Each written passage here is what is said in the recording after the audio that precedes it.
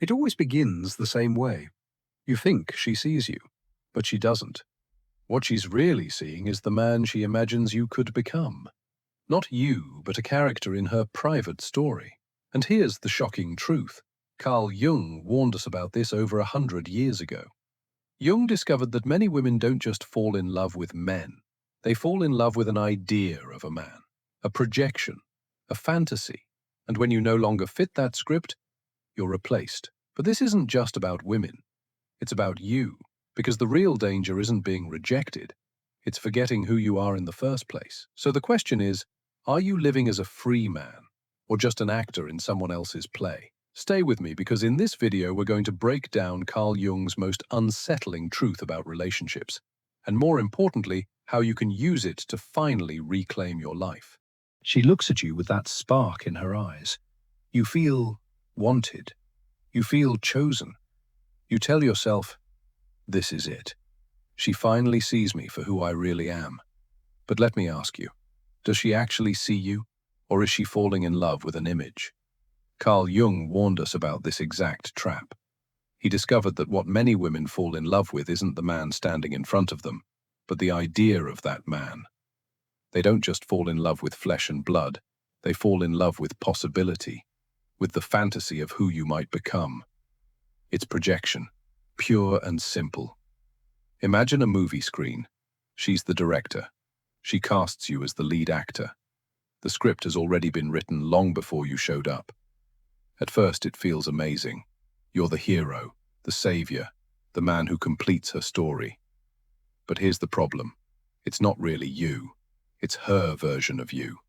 And sooner or later the role no longer fits. That's when things turn cold. That's when the spark dies. That's when you start hearing things like, you've changed, or you're not the man I thought you were. But the truth is you didn't change. What really changed was her fantasy. And instead of rewriting the story, she simply casts a new actor. Jung called this inner projection the animus, the unconscious masculine image living inside every woman. When it's immature, undeveloped, or unchecked, it takes control like a tyrant. And under its spell, she doesn't see the man in front of her. She only sees her own fantasy. That's why some women are drawn to dangerous men while ignoring good ones. That's why arguments spiral into chaos without reason. That's why certain relationships feel less like love and more like possession. It's not rational, it's the animus pulling the strings. And here's the truly unsettling part. Most women aren't even aware they're doing it. But don't misunderstand me, this isn't about demonizing women. Projection isn't just their trap, men do it too. The difference is, most men mistake projection for validation. You think being desired means being understood. You confuse being chosen with being known, and that confusion is deadly because it makes you blind to the role you've been forced into. Think about it. How many times have you ignored red flags because you wanted to believe she finally saw you? How many times have you molded yourself to fit her expectations, just to keep the role alive? That isn't love, that's acting. And the longer you act, the more you lose yourself. Jung's words cut through the illusion. The masterpiece she's painting is not you, it never was. And if you don't recognize this truth, you'll keep performing in someone else's movie, waiting for applause that will never last. So let me ask you again, is she really choosing you? Or is she only choosing the character her unconscious has created? Here's where it gets dangerous, because the real problem isn't just that women project, it's that men fall for it. You feel chosen, and suddenly, that choice becomes your identity. You start believing you're special, different, that she sees something in you no one else has ever seen before. And in that moment, you hand over your power. Carl Jung warned that men confuse being desired with being known. They mistake the thrill of being chosen for the depth of being understood. And when you do that, you step willingly into a prison, one that doesn't even have visible bars. Think about it. When she says, "You're not like the other guys," how does it make you feel? Powerful, important, validated. But Jung would tell you that's not love. That's projection speaking. She's not praising you. She's praising her fantasy. And deep down, you know it. That's why so many men spend their lives trying to hold on to that feeling. You start bending yourself to fit her script. You laugh at jokes that don't amuse you. You agree with things you don't believe.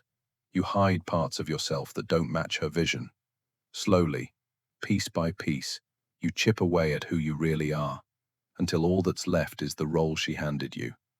You think you're keeping her love alive, but in reality, you're digging your own grave. And here's the cruel paradox. The more you sacrifice your authenticity to stay in the role, the less she actually respects you. Jung pointed out that women instinctively sense when a man is no longer grounded in himself. The very obedience you think will keep her happy becomes the very reason she loses attraction. You become predictable, safe, easy to control, and nothing kills desire faster than a man who is willing to abandon himself just to be accepted. But most men don't see it. They're too blinded by the fear of being alone. They would rather play the role than face the silence of standing on their own. They'd rather keep the mask on than risk the terrifying thought, what if she leaves me?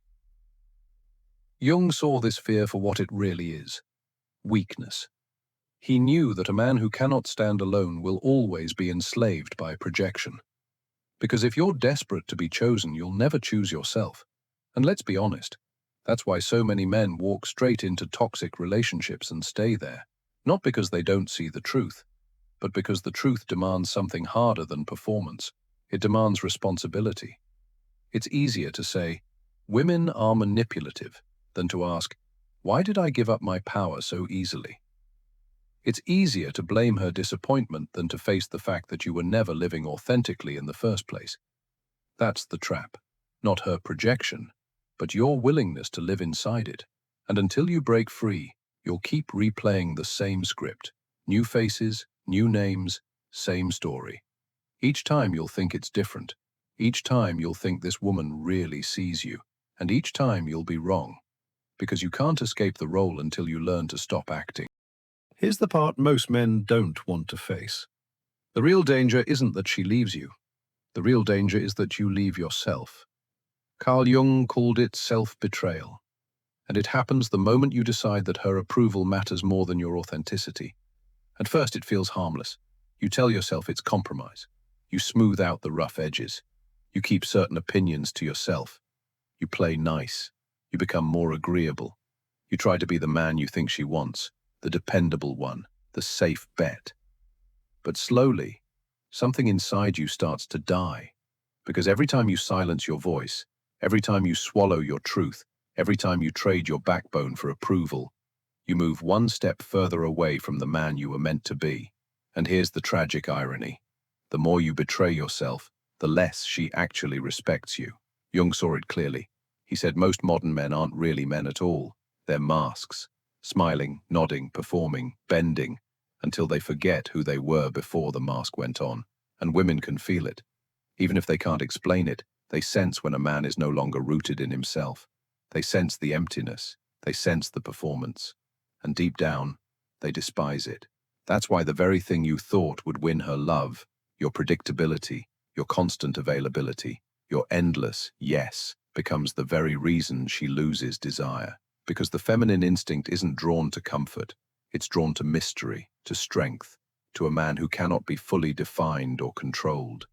And when you become fully predictable, fully obedient, fully malleable, you don't become more lovable.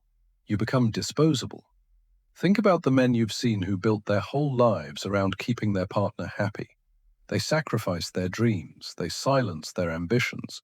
They bend over backwards until there's nothing left of them. And what happens? She leaves anyway. Why? Because no woman truly wants a man who betrays himself just to be loved. She may think she does, but eventually, the lack of authenticity kills the attraction.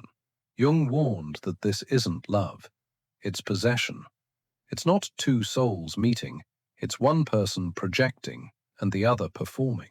That's not a relationship. That's a theater production. And here's the brutal truth. You can keep wearing the mask for years, maybe even decades. You can convince yourself that keeping the peace is worth the cost. But deep inside, you'll know. You'll feel the slow corrosion of your spirit. You'll wake up one day and realize you don't even recognize the man in the mirror. And the worst part? No one forced you into it. You volunteered, because the moment you decided it was safer to betray yourself than risk losing her, that was the moment you stopped being a man and started being an actor. So the question is, how long will you keep playing that role? How many years of your life will you trade away in the hope of being accepted? Jung's warning is clear. Every mask you wear eventually suffocates the man underneath. And the only way to live, truly live, is to rip it off, no matter how terrifying that feels. So, if the mask is the problem, what's the way out? Carl Jung gave us an answer. He called it individuation, the lifelong process of becoming whole, of becoming fully yourself. Not the man she imagines, not the man society wants, not the man you perform to be, but the man you truly are, underneath it all. And here's the hard truth. Individuation isn't glamorous. It isn't something you can fake on social media. It isn't about building muscles, getting richer, or memorizing tricks to win women. It's brutal, raw, and lonely. Because it starts with confrontation, not with her, but with you. You have to face the parts of yourself you've buried, the weaknesses you hide, the insecurities you deny, the pain you carry but never acknowledge.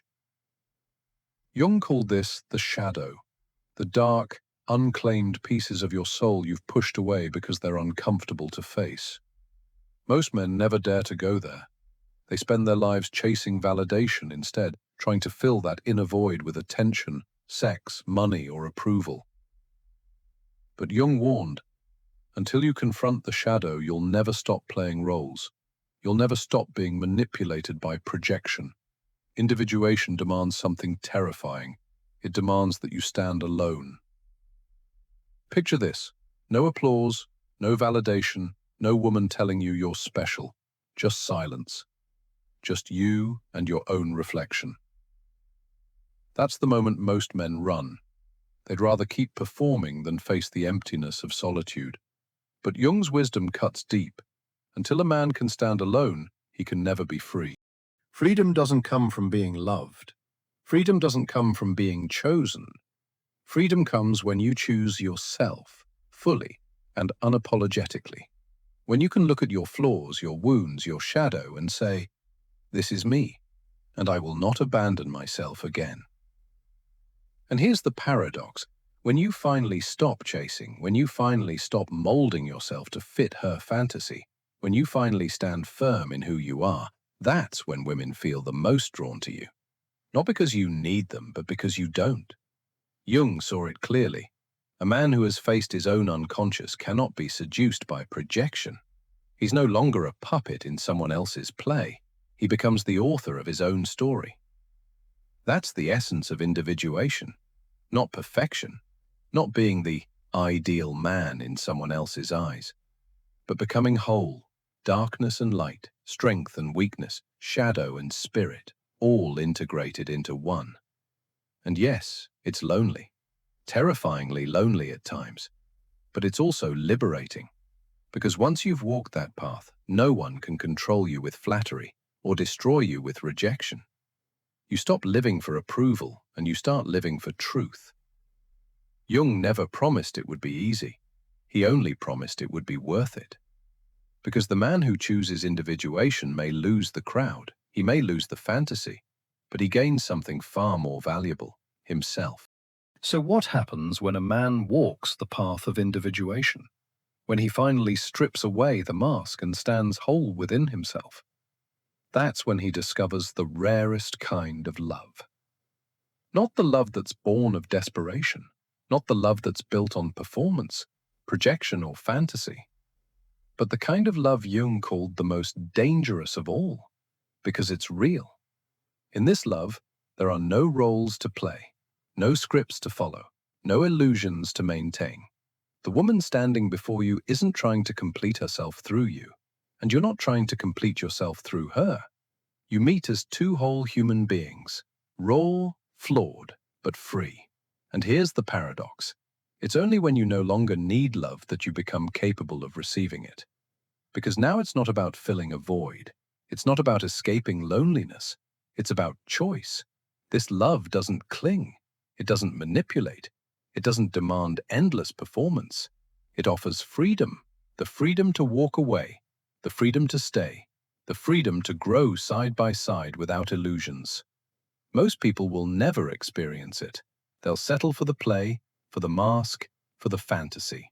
But for the few who dare to walk Jung's path, love transforms. It stops being a prison and becomes a mirror, reflecting not what you lack, but what you've already become. And when you finally meet someone in that space, you'll know instantly. Because for the first time in your life, you won't feel the pressure to perform. You'll simply feel the power of being seen. Not as a role, not as a fantasy, but as yourself. That is true love. Carl Jung didn't leave us a comfortable solution. He left us a warning and a challenge. The warning is this: if you refuse to confront yourself, you will always be a slave to someone else's projection. You'll live your life as an actor in a play you didn't write, waiting for applause that never lasts. But the challenge? To walk the path of individuation, to stop waiting for validation, to stop blaming others, to stop hoping someone will choose you, and instead choose yourself. Because the man who chooses himself becomes untouchable. He cannot be manipulated by fantasy. He cannot be reduced to a role. He cannot be broken by rejection. He becomes the author of his own life. And here's the twist. When you reach that place, you don't become cold or distant. You become more alive than ever. And for the first time, love stops being a performance and starts being real. So I'll ask you one last question. Are you ready to take off the mask? Are you ready to stop acting and start living? If this message hit something deep inside you, don't let it fade away. Take the first step right now. Like this video, share it with another man who needs to hear the truth, and subscribe so we can keep spreading Jung's wisdom to those who are still asleep. Remember, freedom begins the moment you stop waiting to be chosen, the moment you choose yourself.